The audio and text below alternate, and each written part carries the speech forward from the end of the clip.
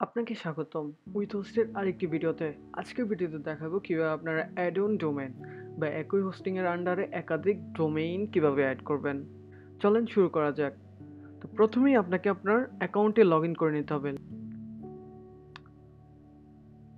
এখানে আপনার ইমেল এবং পাসওয়ার্ড দিয়ে লগইন করে নেবেন।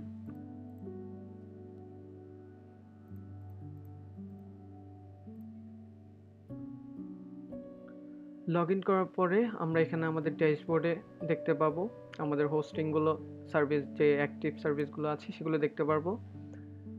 এখন দেখুন এখানে আমি একটি হোস্টিং কিনেছি যেটির নাম হচ্ছে huvo.shop, কিন্তু আমি চাই আমার যে অন্য আরেকটি ডোমেইন রয়েছে unionbd.com সেটি এই হোস্টিংয়ে অ্যাড করার জন্য। সেটি কিভাবে করব? সেটি করার জন্য প্রথমেই আপনার যে ডোমেইনটি আছে সেটি আপনার হোস্টিংয়ের নেম সার্ভারটা আপডেট করে নিতে হবে। আপনি এখানে ক্লিক করবেন আপনার ডোমেইনে, তারপর নেম সার্ভার্সে যাবেন, এখানে নেম সার্ভারগুলো দিয়ে দিবেন। আপনি নেম সার্ভারগুলো আপনার মেইলে পেয়ে যাবেন হোস্টিং কেনার পরপরই।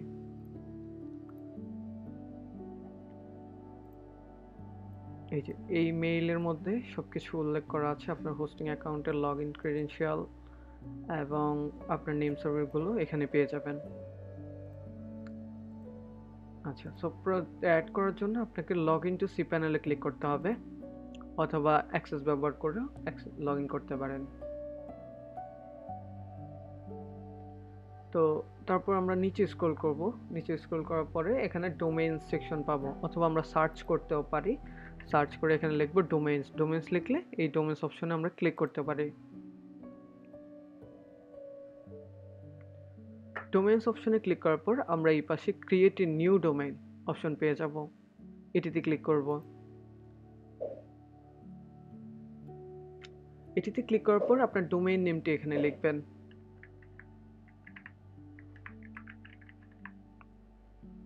আমি এখানে ডোমেইন নেমটি লিখে দিলাম। তারপর এখানে শেয়ার ডকুমেন্ট রুট এটাকে আমরা আনটিক করে দেব।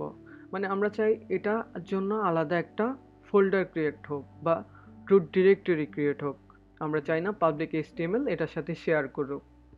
তো সেজন্য আমরা এটাকে আনটিক করে দিতে হবে। তারপর সাবমিট অ্যান্ড ক্রিয়েট অ্যানাদার এটাতে ক্লিক করবেন।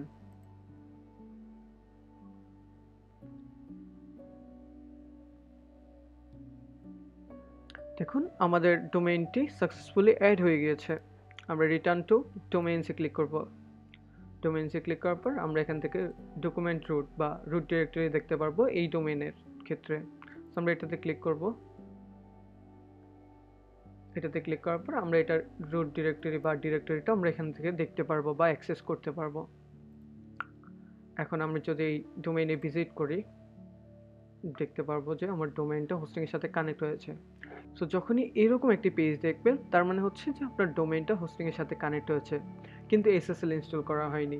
SSL ইনস্টল করবেন কিভাবে সেটি আমি গত ভিডিওতে দেখিয়ে দিয়েছি, এই ভিডিওতে আবার দেখিয়ে দিচ্ছি। সো আমরা লেট এনক্রিপ্ট SSL ব্যবহার করব।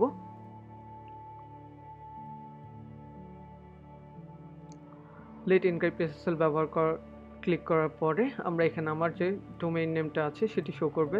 সেটির পাশে যে ইস্যু বাটন আছে এটির মধ্যে ক্লিক করতে হবে। এটিতে ক্লিক করার পর নিচে আমরা স্ক্রল করব, যেভাবে আছে সেভাবে রেখে আমরা ইস্যুতে ক্লিক করব।